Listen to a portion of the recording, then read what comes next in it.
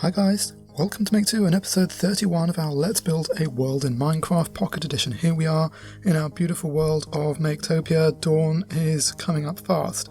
We're looking down the main street in the city centre of Maketopia, and I wanted to show there's been one gap on this main sort of thoroughfare for people and cars, and I filled it in. Before we get started, I also want to apologise. It's been some while since there's been a Maketopia Let's Build episode. It's just taken me a while to get back into building. 30 episodes in a row is just a lot of building to get done, and it can take its toll on a builder, even someone who I think is relatively patient like me. So here is the gap we had. It was between the train station and the Macabre Theatre. And here it is. It's a public space with a gold star for anyone who can guess from here what is down there at the end. It's been something that lots of you have asked for a while, but we'll get there in a few minutes. So let's look down this main public space, and I just thought, like with the city park over there, it's nice just to have more spaces for people to gather. So it looks, well, a little bit uniform, but I've tried to put some patterns and break up some of the uniformity of the blocks, so the whole of this stretch is 100% filled with just normal stone. But then I broke it up by putting in these patterns with these beautiful smooth red sandstone blocks. And I apologise, when I did an update video for Minecraft Pocket Edition, I think 0.14, I did notice there was red sandstone, which is awesome. Maybe it's been there, it can't have been there for ages, but we've had the Mesa biome for a while. Anyway, it's confusing. So apart from the pattern we have to break up the stone, there's a water feature in the middle. I've also put some little pillars along the outsides, and we've got some hovering glowstones. I know they're not quite attached, but I think they kind of look nice. I put some trees and hedges around the edges. You can see the hedges on either side too, and you can see all of these benches and alternating normal sandstone and red sandstone. Now we've got 3 buildings as well, apart from these public areas, and there's one little bench tucked away there. So you can hang out here and just go walking with a family, or sit and chat and meet people. There's also 3 things you can visit.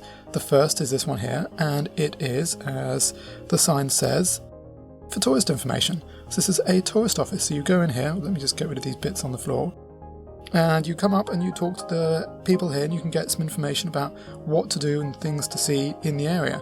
So I've put up some maps of the area here, so you can take a map and see what's going on. You can borrow a fishing rod to go fishing in the river, and there are also some books on sale, so you can go and, get a guidebook so you can walk around with more than just a map.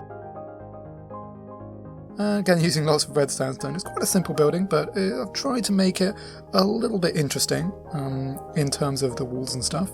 The next one is multicoloured with lots of wool, and this I'm not going to ask you to guess what it is, because it's pretty hard to guess unless you're... I've got stuck inside that water. Unless you're me, but it's supposed to be an ice cream stand.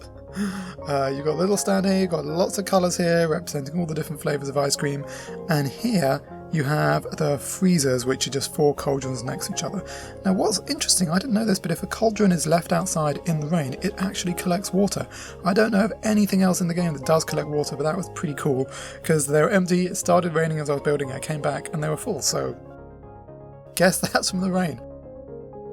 So that's our number 2 building. Number 3 building, this is the big one. Do you know what it is yet? It is a pet shop. This is my attempt at a paw done in Minecraft, done at a really small scale, so it's not super easy to see what it is, but hopefully you can, now that I've told you, you can see the paw prints and the little feet pads there.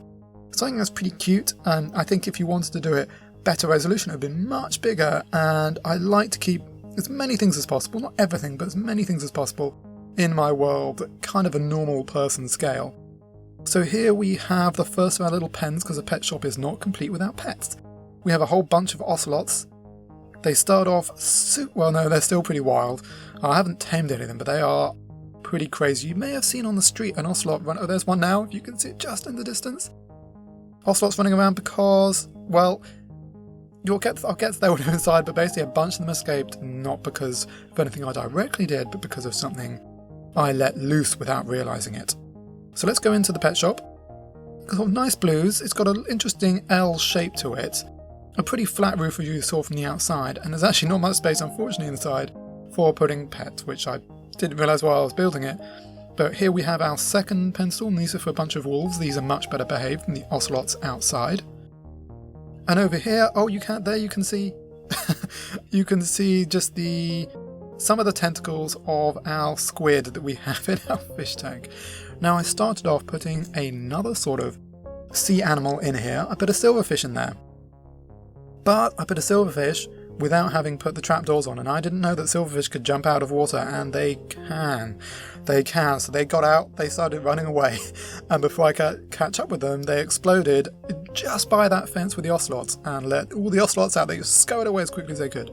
I then tried putting silverfish in again, and with the trapdoors on, but they didn't last well. There were two squids in here. One of them died, unfortunately, because it got stuck in the glass, but this one there is getting stuck in the stone and stuff. Seemed just about kept in there, so pretty cruel of me to keep that squid in such tiny conditions of just a 2x1 stretch of water, but you know, you gotta have something in a fish tank, I guess. So that is our pet shop. Let's just take a little look out the back. So here it is from the top, and just let's go around, leave the ocelots there.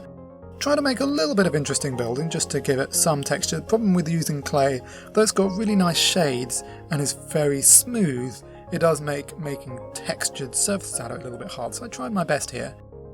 Now, here we have one more little addition. You've come from the street, you've gone down this open space, and there's a little special path for you right here. Now, it's not for everybody, but you can go down here, and then I thought I'd put a river walkway. So you can walk... Oh, I've left this block. This block shouldn't be there. And neither should that block, and let's get rid of that block too. So you can walk actually all the way under the bridge. It's a little bit scary, I'm sure, with all the trains going overhead. But you can walk all along this proper pathway, all the way along. I haven't done it everywhere, but you can see how it can extend, and this is where you can go fishing or go walking. And it's like I used to have in London along the Thames. There was a walkway for ages and ages. You could just walk, sort of a public footpath. And here it snakes around again, so you go all the way around there, all the way back here to, I think there's some really big caves. I've hidden up one of them here, but here you can see the entrance to it here. This is the cave which the originators of this theatre building used to go down and worship whatever evil was down in there. So that is our sort of a public square with pet shop and tourist attractions, tourist information centre and ice cream. So I hope you've enjoyed this tour of the next little extension to Maketopia. Please let me know what you think in the comments below. If you haven't done so already, please feel free to subscribe to our channel because we have plenty more Minecraft on the way soon. Thanks for watching.